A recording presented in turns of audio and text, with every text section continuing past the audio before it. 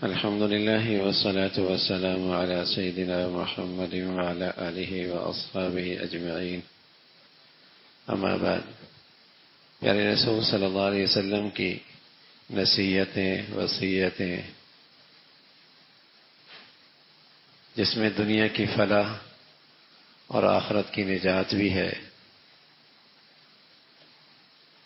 جو زندگی کے شاندار رہنما اصول ہیں، فرد کی زندگی ہو، گھر کی زندگی ہو، معاشرہ اور سوسائٹی ہو، دنیا ہو یا آخرت ہو، انہی اصولوں پہ چل کر کامیابی اور فلاح نصیب ہو سکتی ہے۔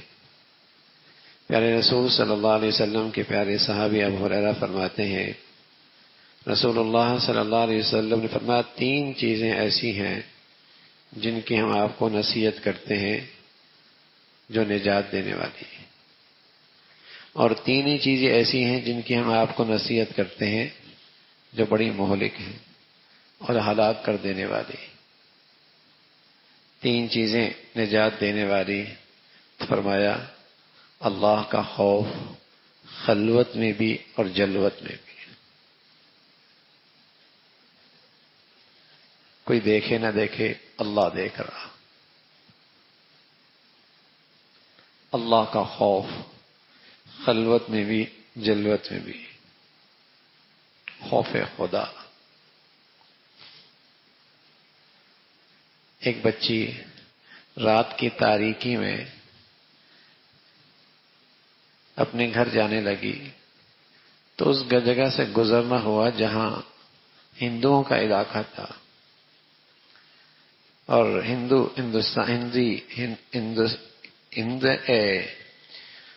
ہندو اور مسلمانوں میں وہاں کشیدگی موجود تھی، تو اسے خطرہ لاحق ہوا کہ اگلے جہاں سے میرا گزر ہے وہاں حالات اچھے نہیں ہیں، تو وہ رات کے اس حصے میں ایک مسجد میں اس نے پناہ دی، اور وہ مسجد خالی تھی۔ ایک شخص موجود تھا جو مسجد کی خدمت کرتا تھا۔ جب اندر خلوت میں اور تنہائی میں اور اس خالی جگہ پہ حاضر ہوئی تو تقاضا کیا کہ مجھے پناہ چاہیے، تو وہ شخص گھبرایا کہ تنہائی میں اور اکیلے لوگ بدگمان ہوں گے، اچھا نہیں ہے یوں۔ اس نے کہا آگے جا کر میری عزت خطرے میں ہے، میری زندگی خطرے میں ہے۔ رات اس نے اجازت دے دی اور ایک طرف کونے پہ اسے بٹھا دیا، خود دوسری طرف اس نے موم بتی جلائی ہوئی تھی، اور وہ موم بتی جلا کر رات یوں گزر رہی تھی۔ جب صبح ہونے کی ہوئی اس نے کہا حالات بہتر ہو گئے، تم لوگوں کے آنے سے پہلے گھر چلی جاؤ۔ اس نے کہا ضرور چلی جاؤں گی، لیکن یہ بتاؤ کہ رات بھر تم اپنے انگلی کو کیوں جلا رہے تھے آگ کے قریب کر کر کے؟ رات بھر میں نے یہ منظر دیکھا، تم بار بار اپنی انگلی کو آگ کی طرف قریب کرتے اور اسے جلا رہے ہوتے۔ اس نے کہا سچ ہی ہے کہ تنہائی تھی اور نہ قانون کی یہاں رسائی تھی، نہ کسی انسان کی کوئی نظر تھی، اور تم بھی مجبور تھی، شیطانیت غالب آتی تھی۔ میں اپنے نفس کو شیطانیت کو سمجھاتا، دیکھ دنیا کی آگ تو تجھ سے برداشت نہیں ہے، تجھے کل قیامت میں جہنم کی آگ جو اللہ نے لگائی ہے وہ کیسے برداشت ہوگی؟ نار اللہ الموقدہ، وہ تو اللہ کی آگ ہے، التی تطلع علی الافئدہ، جو صرف جسموں کو نہیں جلاتی وہ تو دلوں کو بھی جلا ڈالتی ہے۔ میں بار بار اپنے اندر کے اس نفس کو اللہ کا خوف دلاتا، اللہ کی ناراضگی سے ڈراتا، یوں رات میری پاک دامنی میں کٹ گئی اور محفوظ ہو گیا۔ تو جو خلوتوں میں اپنے اللہ کو نہیں ناراض کرتا اور اس کا حیا اور خیال رکھتا ہے، پھر اللہ رب العزت جلوتوں میں لوگوں کے دلوں میں اس کی محبت اور عزت اور وقار بٹھا دیتے ہیں، اور جس کی خلوتیں گندی ہو جاتی ہیں اور اس کی جلوتیں بظاہر اچھی ہوں لیکن اللہ رب العزت سزا دیتے ہیں، اس کی تعریف کرنے والے اسی کی مذمت کرنے لگ جاتے ہیں۔ خلوتوں کے گناہوں کا اثر جلوتوں میں ضرور ہوتا ہے، اور باہر کی زندگی اور اجتماعی زندگی میں اس کے اثرات ضرور پڑتے ہیں۔ تو رسول اللہ صلی اللہ علیہ وسلم نے نصیحت فرمائی کہ 3 چیزیں نجات دینے والی ہیں۔ فتقوی اللہ فی السر والعلانیہ، ہر حال میں اللہ سے ڈر، خلوت میں ہو، تنہائیوں میں ہو،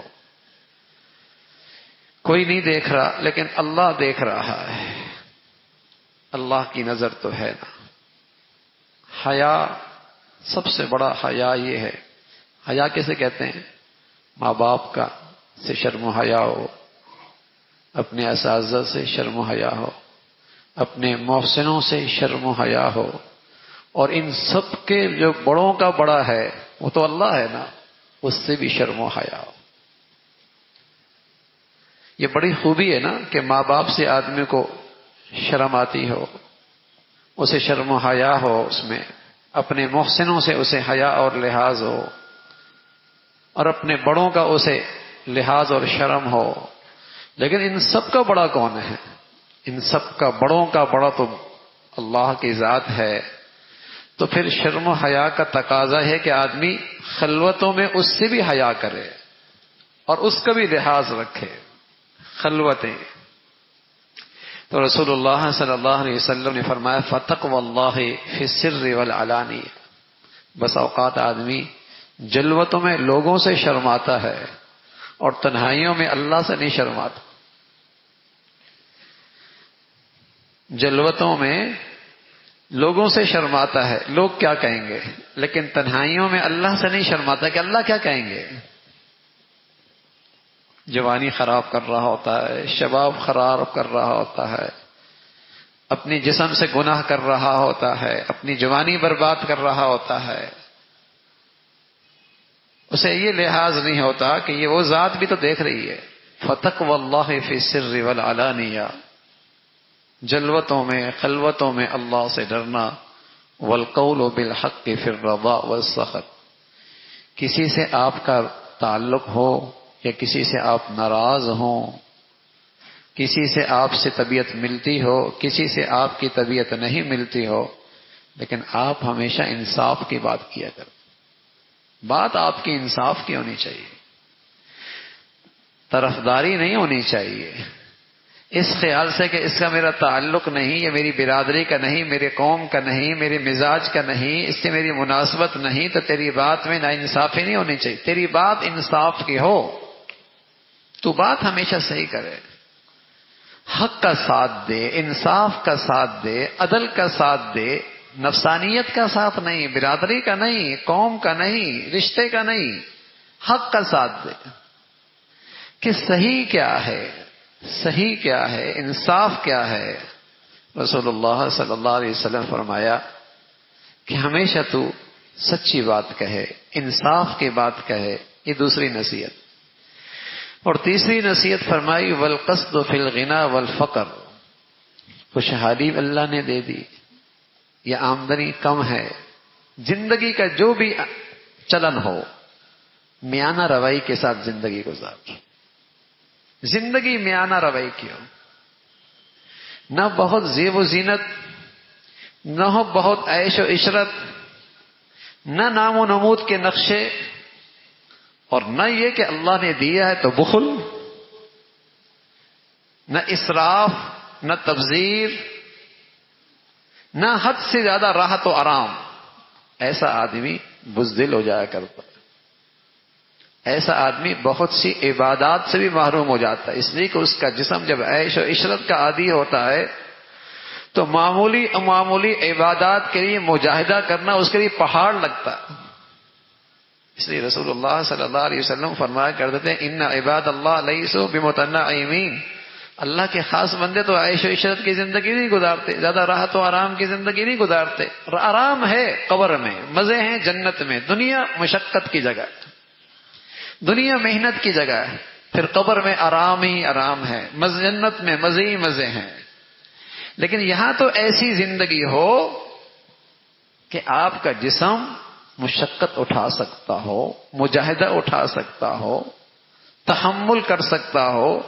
تو رسول اللہ اب ہمارے بچے ایسی عیش و عشرت کی زندگی، ایسے آرام دہ کی زندگی، ان کے لیے ذرا سی تکلیف، نیکی کیا مجاہدہ ناقابل برداشت، ناقابل برداشت. ایک خاص زندگی کے عادی ہیں. تو حضور علیہ الصلوۃ والسلام فرمان لگے زندگی میانہ روی ہو، نہ بہت اونچی اور بہت ایسی بھی نہیں کہ کوئی کہے یہ تو کوئی مانگنے والا ہے. اللہ کی دی نعمتوں کا اظہار تمہارے جسم پہ ہو، اللہ کی دی نعمتوں کا اظہار تمہاری زندگی میں نظر آئے. میانہ روی. اور سچ یہ ہے میرے عزیزو، اوپر جانا آسان ہے لیکن آمدنی ہمیشہ ایک جیسی نہیں ہوتی. لیکن اوپر چلے گئے، آمدنی کم ہو گئی، اب نیچے آنا ایسا ہے جیسے خودکشی کرنا ہے. بہت مشکل ہے.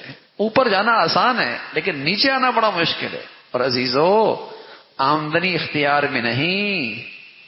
ضروری نہیں کہ ابا کی آمدنی کے جو ذرائع ہیں بیٹے کے بھی ویسے ہی ہوں. ضروری نہیں ابا کے گھر میں جو آمدنی کے ذرائع ہیں بیٹی کے گھر میں وہی ذرائع ہوں. اوپر نیچے حالات آتے ہیں. لیکن جب میانہ روی زندگی گزر رہی ہوگی تو پریشانی نہیں ہوگی، پریشانی نہیں ہوگی، زیادہ مسائل نہیں کھڑے ہوں گے. آمدنی اختیار میں نہیں، خرچ اختیار میں.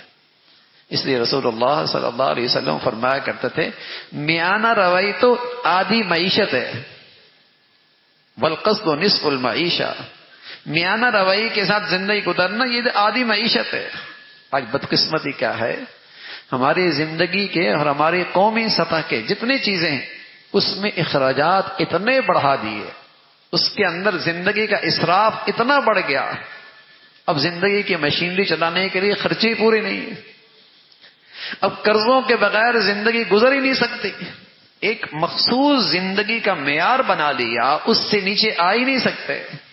جب ہندوستان سندھ میں موجود تھے تو ابتداء انہوں نے مسلمانوں کو قرضے دیے اور بہت سستے داموں دیے، اور ایسا ایسا مسلمان قرضے لیتے رہے. لیکن جو ان کی زندگی کا ایک معیار بڑھتا چلا گیا اب وہ قرضوں کے محتاج ہو گئے اور اس زندگی کے وہ محتاج ہو گئے. اب انہوں نے سود کی رقم بڑھا دی، آہستہ آہستہ سود اور بڑھاتے چلے گئے. اور ایک وقت آیا تاریخ والوں نے لکھا کہ مسلمانوں کی بچیوں سے دہلی کے گندگی کے اڈے چلتے تھے. کیوں؟ سود میں دیے گئی تھی، وہ سود میں دی گئی تھی. پیسے نہیں تھے، معیار زندگی تھی، بچیاں بیچنی پڑی. تو آج دنیا بھی مسلمانوں کے ساتھ ایسے کر رہی ہے. پہلے تو اسے پڑھایا ایسے، سکھایا ایسے کہ اسٹیٹس بڑھا دو، زندگی کا معیار بڑھا دو، اور بڑھا دیا. پہلے سستے داموں سود دیے، اب بڑھاتے چلے گئے، پابندیاں بڑھاتے چلے گئے، شرائط بڑھاتے چلے گئے. اب وہ قرضہ دینے کے لیے ہر وہ شرط لگاتے ہیں جس سے مسلمانوں کی قدریں برباد ہوتی ہیں، جس سے مسلمانوں کی عزت ناموس برباد ہوتی ہے، جس سے مسلمانوں کے شرم و حیا، عفت، پاک دامنی، ایمان سب خطرے میں پڑ جاتا ہے. لیکن لینا پڑتا ہے اس لیے کہ اس مخصوص زندگی کے عادی ہو چکے ہیں. تو رسول اللہ صلی اللہ علیہ وسلم کی زندگی کے اصول نہیں نا مسلمانوں کے سامنے. آپ نے کیا فرمایا؟ جتنے آمدنی ہو اخراجات اس سے کم کرو، اپنے پاؤں سمیٹ کے رکھو، چادر سے آگے پاؤں نہ پھیلاؤ، زندگی کا انداز ایسا اختیار کرو. والقصد نصف المعیشہ. میانہ روی زندگی کی یہ آدھی معیشت ہے. تو آپ علیہ الصلوۃ والسلام نے یہ 3 نصیحتیں فرمائی. ہر حال میں اللہ سے ڈرنا اور ہمیشہ انصاف کا، حق کا، سچائی کا وہ آپ کی زبان سے نکلے. کسی کی طرفداری زبان، قوم، علاقے، برادری اس بنیاد پر نہ ہو. اور ساتھ فرمایا میانہ روی کی زندگی ہو. اور فرمایا 3 چیزیں آدمی کو ہلاک کر دیتی ہیں. ایک فہون متبعون، ایک تو ہے جب آدمی نفس پرست بن جائے، من کا راجا. کیا کہتے ہیں؟ من کا راجا، جو من میں آیا وہ کرنا ہے.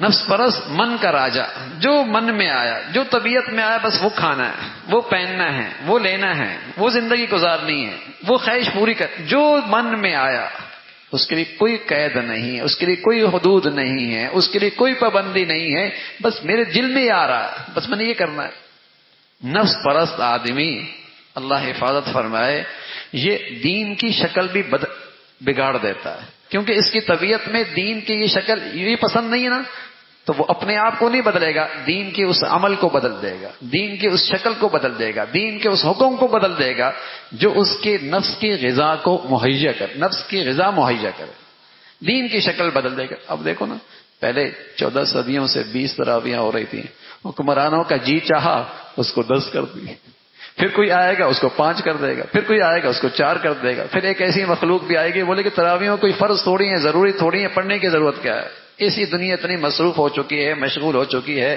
زندگی کے اتنے تقاضے، کون 1 گھنٹہ لگا دے 1.5 گھنٹہ تراویحوں کے لیے 20 تراویحاں پڑھے، کوئی ضروری تھوڑی ہے۔ یہ نفس پرستی ہے، یہ نفس پرستی، دین کی شکلیں بھی بدل جائیں گی، دین کی احکامات ہی بدل دیں گے، کیونکہ اس نے اپنی خواہش پوری کرنی ہے، اور پھر آنے والی نئی نسل سمجھے گی شاید اسی کا نام، یہ بھی ایک فرقہ ہے، یہ بھی ایک کوئی مذہب ہے، شاید یہ بھی کوئی شریعت کا حکم ہے کہ 4 ہو گئی، 6 ہو گئی، 10 ہو گئی، جو بس یہ بھی کوئی حکم آ گیا ہے، اس کے پیچھے یہ نفس پرستی ہے۔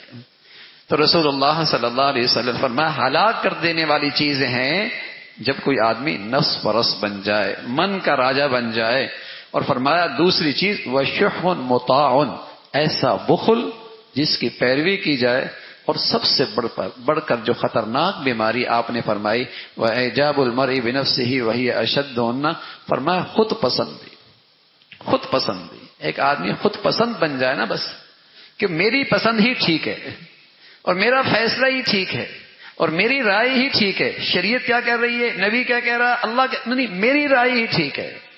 حضور علیہ الصلوۃ والسلام نے فرمایا یہ بڑی خطرناک بیماری ہے، کیونکہ کوئی آدمی اس کو نصیحت بھی کرے نا برا مناتا ہے، کوئی اس کو نصیحت بھی کرے تو برا مناتا ہے، کوئی اس کی رہنمائی بھی کرے تو اس کو اپنا دشمن سمجھتا ہے۔ تو آپ نے فرمایا یہ 3 چیزیں آدمی کو ہلاک کر دیتی ہیں، جب آدمی نفس پرست بن جائے، انتہا درجے کا بخیل بن جائے، اور اسے اپنی غلطیوں کا احساس ہی نہ رہے، اپنی برائی کا احساس ہی نہ رہے۔ اللہ ہم سب کی حفاظت فرمائے، خوبیاں نصیب فرمائے، برائیوں سے محفوظ فرمائے۔